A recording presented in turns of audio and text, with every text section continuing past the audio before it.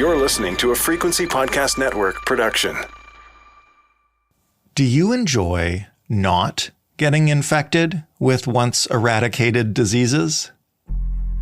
Well, I've got some bad news for you about that. The World Health Organization, as well as the U.S. Center for Disease Control, have issued warnings about the resurgence of measles in Europe and the States. So the question is, should Canadians be concerned? Measles, a highly contagious and potentially dangerous illness, may be spreading in parts of Canada. Tonight, Quebec health officials are warning we could be seeing the start of community transmission. Public health officials in York Region are investigating the fourth confirmed case of measles in Ontario since the start of the year, but this is the first time the source of the infection is unknown. Yes, measles is kind of, sort of, back. And you can probably guess why and how. So the questions today are practical.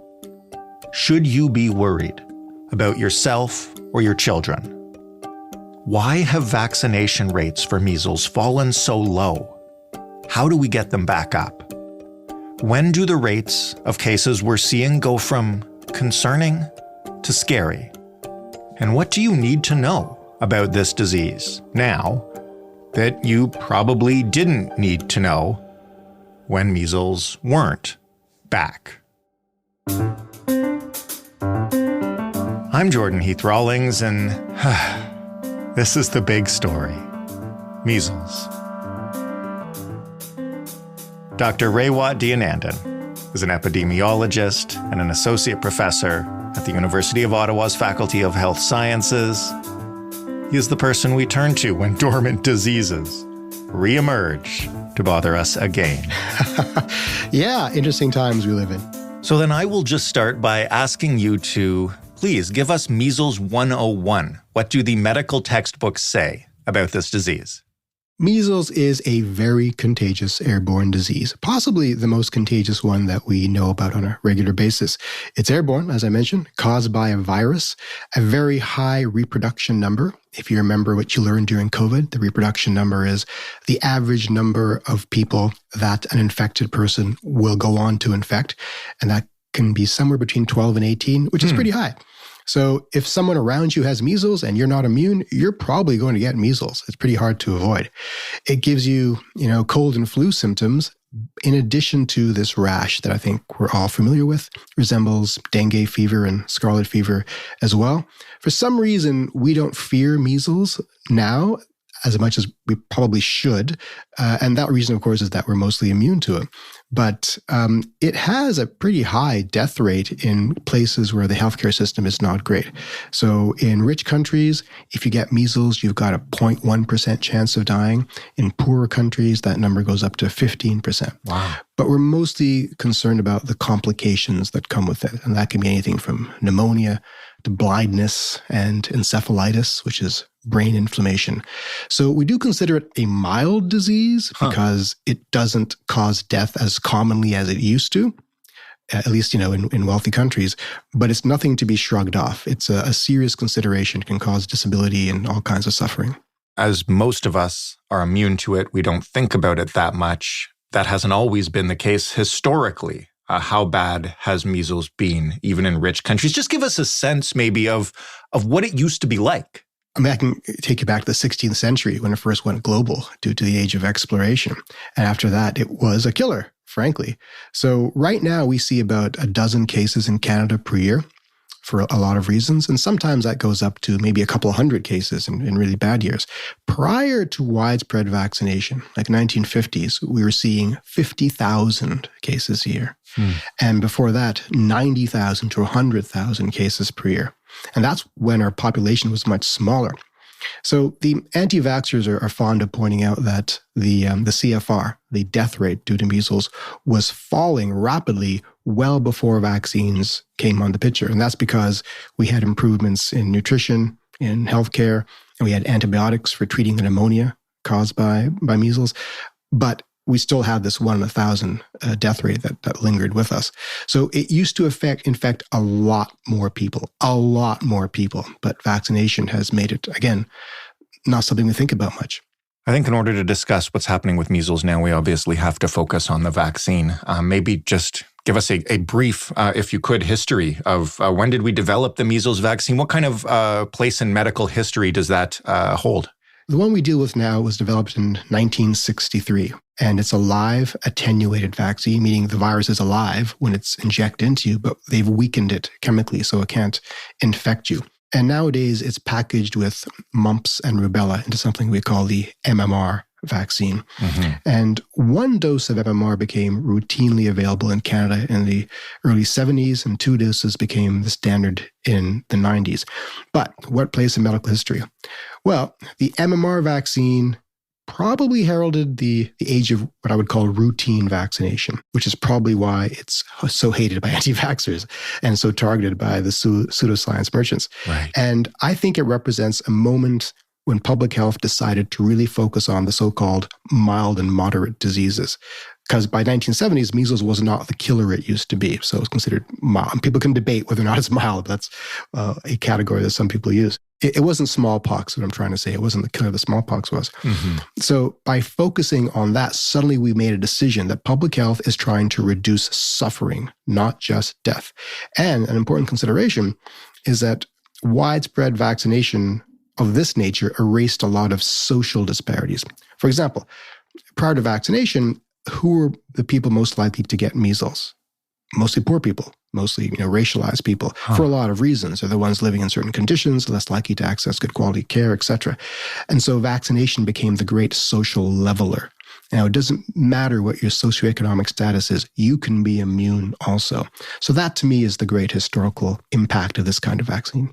The hesitancy around this vaccine, in particular, the MMR vaccine, predates the pandemic. And we can talk about how the pandemic impacted it in a moment. But where did the anti-MMR vaccine hesitancy come from? As you mentioned, this is a routine vaccination. It's not the sort of next generation vaccine that we talk about when we talk about the COVID vaccines. Why this one? Yeah.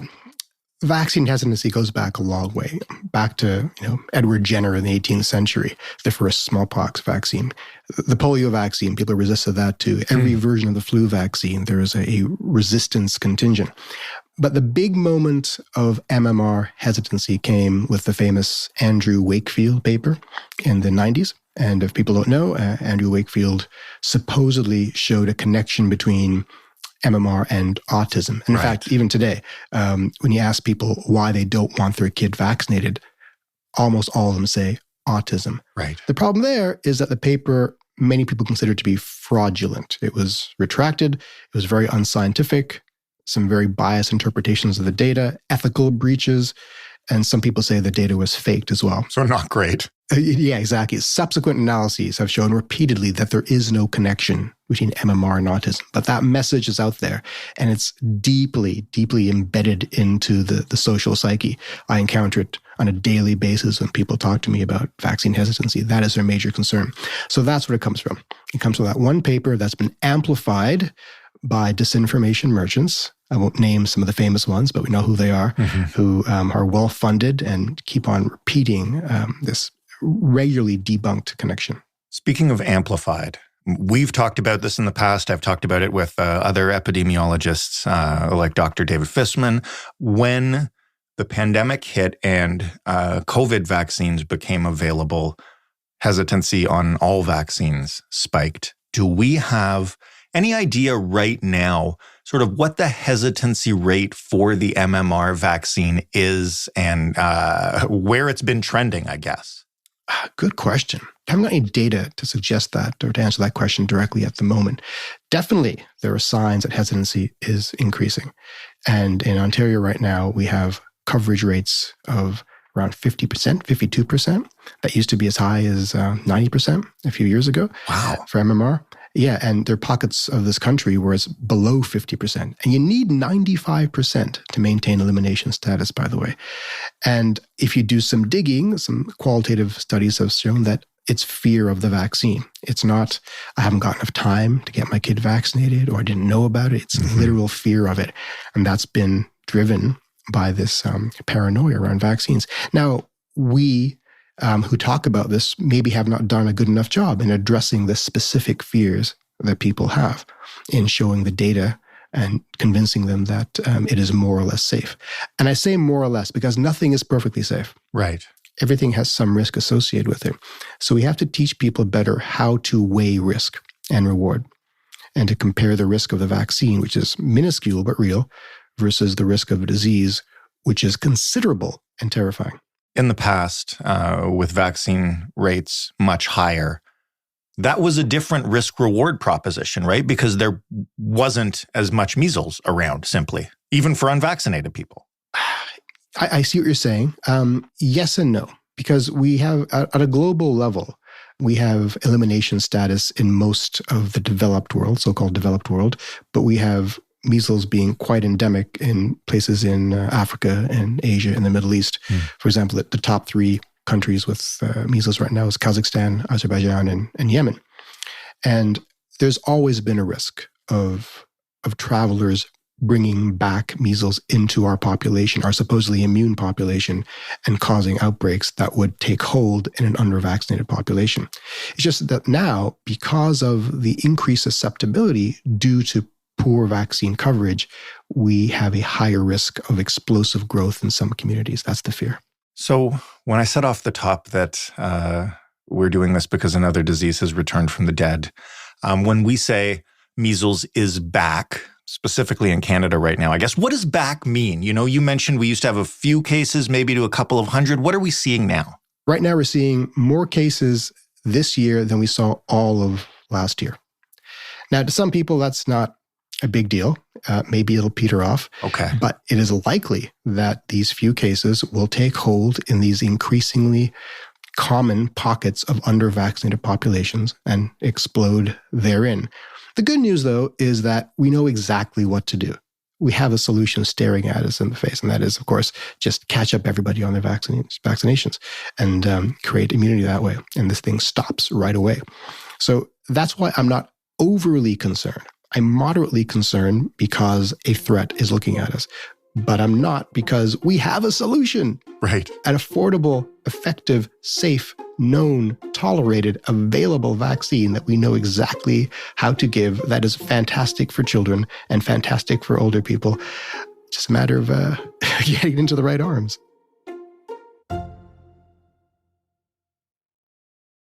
When we talk about the COVID vaccines, we often talk about, you know, they protect you extremely well from serious disease and death. They definitely don't protect you fully from infections, and we talk about breakthrough infections. What are those rates like for MMR? Do you need to worry if you've had the vaccine that you still might get a mild case of it, or is this like a solid wall? Historically, about 10% of measles cases are among vaccinated people. And that hasn't been a problem in the past because there are so few cases that for those for whom the vaccine doesn't work, you're less likely to be exposed to it. So there are two kinds of vaccine failure. There's primary failure, in which no immune response was ever initiated by the injection. And that's maybe 5% of people, which sounds like a high number, and kind of is. There's secondary vaccine failure, which is when immunity wanes. Right. That's mostly what we see with the COVID vaccine. So a couple of years later, you haven't got the same amount of sterilizing immunity that you had before. That's maybe 2 to 10% of people who get the MMR vaccine. So that's why we rely on herd immunity. If everybody else is vaccinated, then those 5% who had no immune response whatsoever never have to worry because they're never going to be exposed. That's the beauty of herd immunity. And herd immunity, the threshold for it is different for every disease and every vaccine. So for the combination of measles and MMR, that threshold is about 95%. We need 95% of the population to be immunized in order to prevent the disease from penetrating into our population. And that's how we get elimination status. And we've had something like elimination status in Canada for some time. It is threatened right now. I'm glad to hear that you're mildly concerned, but not hugely concerned just by the rates that we are seeing at this point. As you mentioned, though, vaccine hesitancy is rising and the rates for the MMR vaccine have been dropping. At what point, and I'm not trying to fearmonger here or anything, but I mean, I've learned my lesson from COVID, which is that like everything is okay and cases are really low until they're not, right? At what point do we panic? Is that the question? I mean, you don't have to use the word panic, but at what point does it switch from like, yeah, this is not great to see, but it's manageable, to, oh shit? We're not going to get to oh shit, I don't think, because we have so much existing immunity from the previous generations that got immunized. It's just, if this trend continues for another generation, then we might be into oh shit territory. The oh shit concern really is in the hospital capacity. Right. As I mentioned, the threat of death is small, but not zero, maybe 0.1% for wealthy countries. The threat of hospitalization is quite high. 15% or so of people who get measles will end up hospitalized. Of course, that varies between demographically. So that presents a significant challenge to our healthcare system if this is allowed to become more endemic than it was before, in addition to the suffering caused by their disability, whether it's short-term or long-term.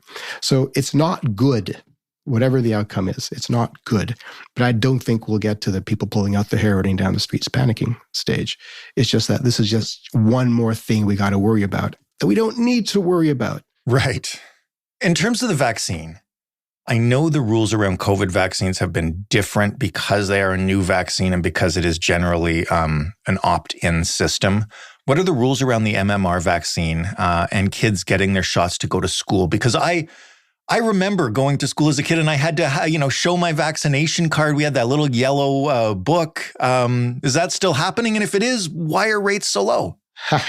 Well, in Ontario, I believe we are subject to the Immunization Act. And there is a requirement that in Ontario, you need 2 doses of MMR to attend school. That's same in places like New Brunswick as well. I think Manitoba requires just the measles vaccine, not just mumps and rubella. Again, it varies by province. But there are accommodations for people who want exceptions. And this is where the lawyers get involved. I'm not sure exactly how vociferously you have to argue to get an exception. I mean, if you're talking rates a little over 50%, it seems like we're being pretty accommodating. Yeah, exactly, right? So I'm not sure how that is being allowed to happen, quite honestly. How much legal leverage public health actually has to enforce these requirements. That's a legal question. We're seeing these rates drop. It is such an easy way to prevent this disease. And a lot of the hesitancy has been increased by fear of the COVID vaccines. How do you make that argument, or even just that kind explanation that you were talking about earlier, to draw the distinction between the two kinds of vaccines and ease the fears that are somehow still lingering from this one totally fake study 25 years ago? Yeah, that's a really, really good question. And there are several ways to approach it. There's the broad blanketing attempt to educate the public on the science of vaccinology, how the COVID vaccines are, for the most part, mRNA vaccines that do this and that. Ironically, people are more afraid of an mRNA vaccine, which contains a fragment of a molecule from a virus, than they are of the actual living virus, which is what MMR actually is, right? Which is bizarre to me. So, a full court press on updating everyone's understanding of basic science is required.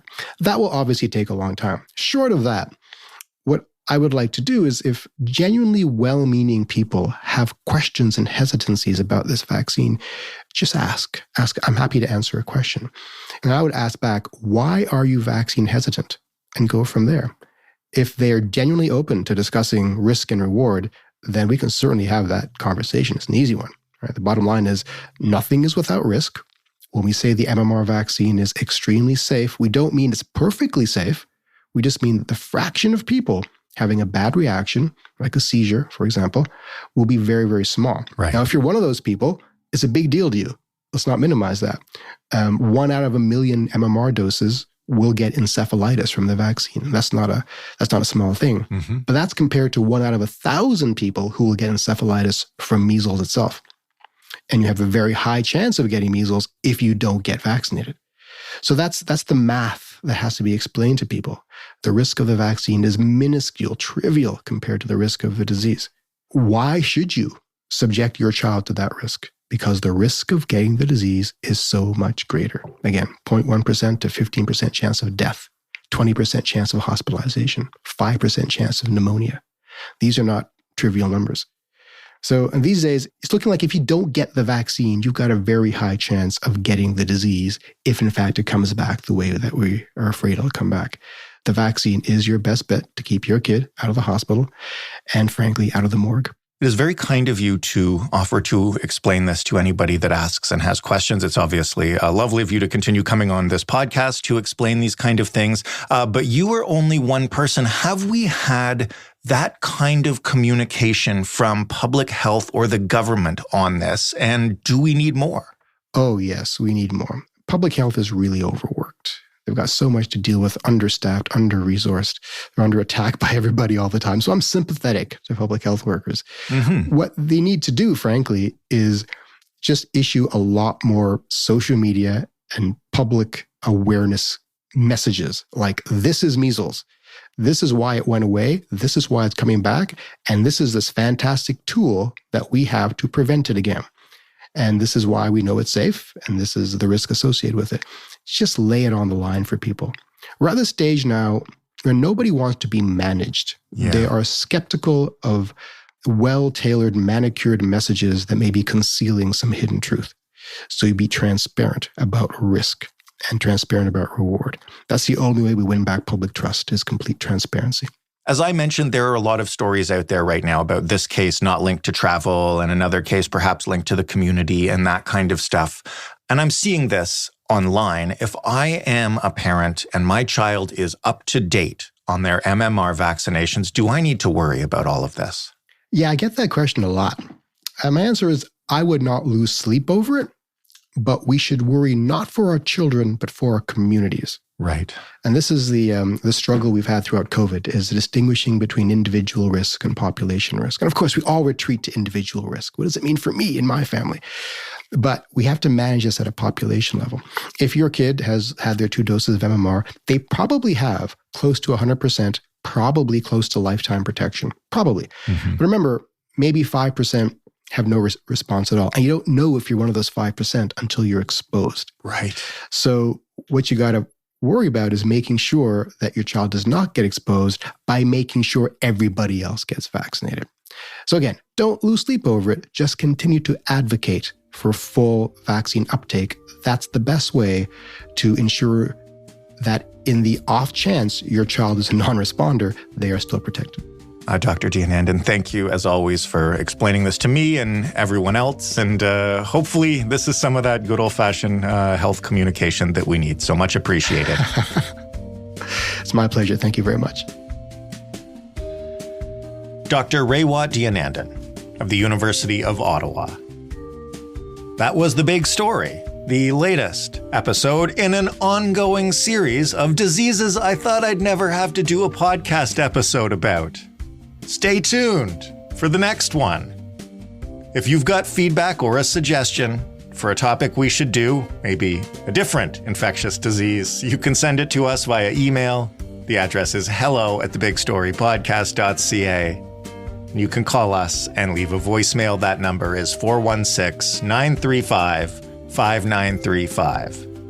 The Big Story is available in every podcast player, whether the topic is happy or depressing or somewhere in between. And you can always ask your smart speaker to play it for you by saying, "Play the Big Story podcast." Thanks for listening. I'm Jordan Heath Rawlings. We'll talk tomorrow.